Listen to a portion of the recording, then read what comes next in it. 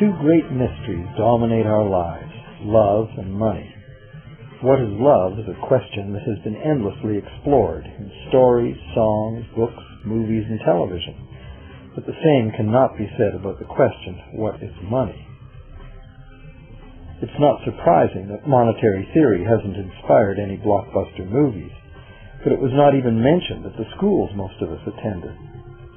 For most of us, the question, where does money come from, brings to mind a picture of the mint, printing bills and stamping coins.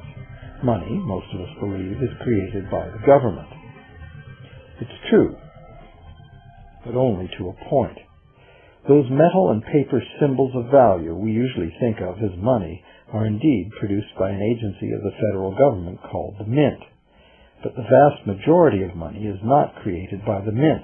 It is created in huge amounts every day by private corporations known as banks. Most of us believe that banks lend out money that has been entrusted to them by depositors. Easy to picture, but not the truth. In fact, banks create the money they loan, not from the bank's own earnings, not from the money deposited, but directly from the borrower's promise to repay. The borrower's signature on the loan papers is an obligation to pay the bank the amount of the loan plus interest, or lose the house, the car, whatever asset was pledged as collateral. That's a big commitment from the borrower. What does the same signature require of the bank? The bank gets to conjure into existence the amount of the loan and just write it into the borrower's account. Sound far-fetched? Surely that can't be true. But it is.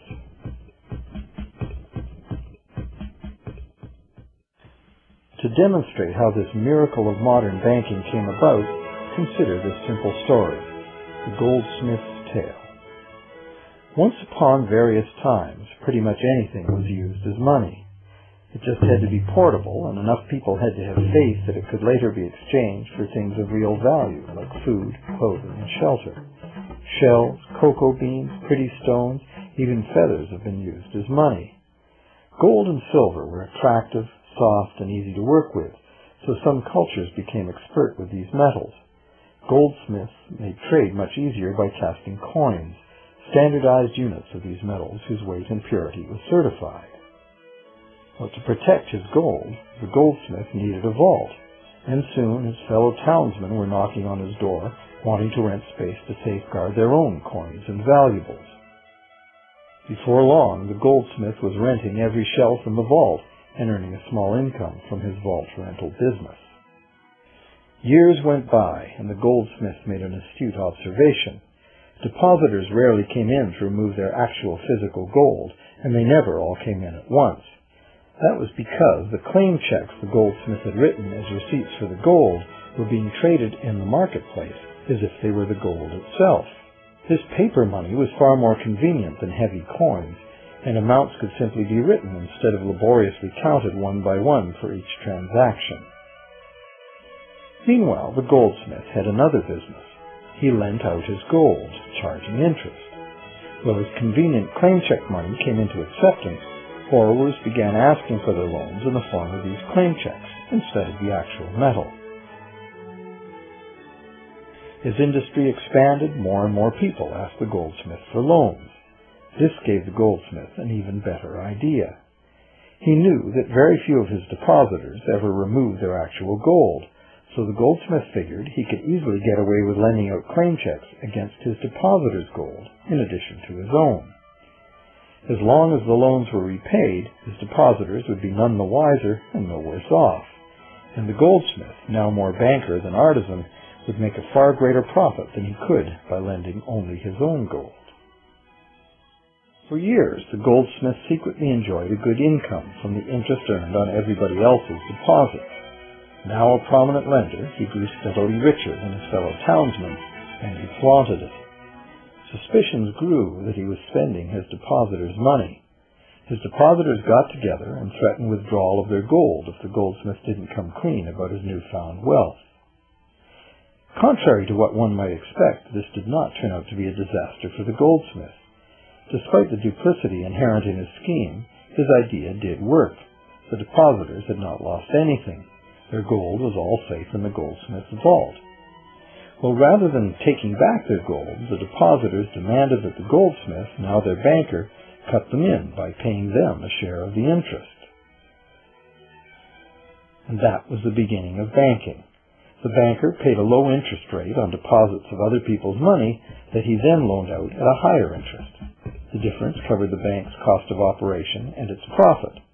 The logic of this system was simple, and it seemed like a reasonable way to satisfy the demand for credit. However, this is not the way banking works today.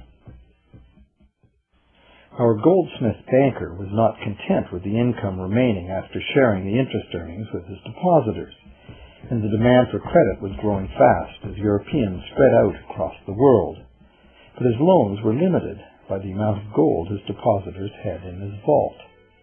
That's when he got an even bolder idea. Since no one but himself knew what was actually in his vault, he could lend out claim checks on gold that wasn't even there. As long as all the claim check holders didn't come to the vault at the same time and demand real gold, how would anyone find out? This new scheme worked very well, and the banker became enormously wealthy on the interest paid on gold that did not exist. The idea that the banker would just create money out of nothing was too outrageous to believe, so for a long time the thought did not occur to people. But the power to just invent money went to the banker's head, as you can well imagine. In time, the magnitude of the banker's loans and his ostentatious wealth did trigger suspicions once again. Some borrowers started to demand real gold instead of paper representations. Rumors spread. Suddenly, several wealthy depositors showed up to remove their gold. The game was up. A sea of claim check holders flooded the street outside the closed doors of the bank. Alas, the banker did not have enough gold and silver to redeem all the paper he had put into their hands. This is called a run on the bank, and it is what every banker dreads. This phenomenon of a run on the bank ruined individual banks and, not surprisingly, damaged public confidence in all bankers.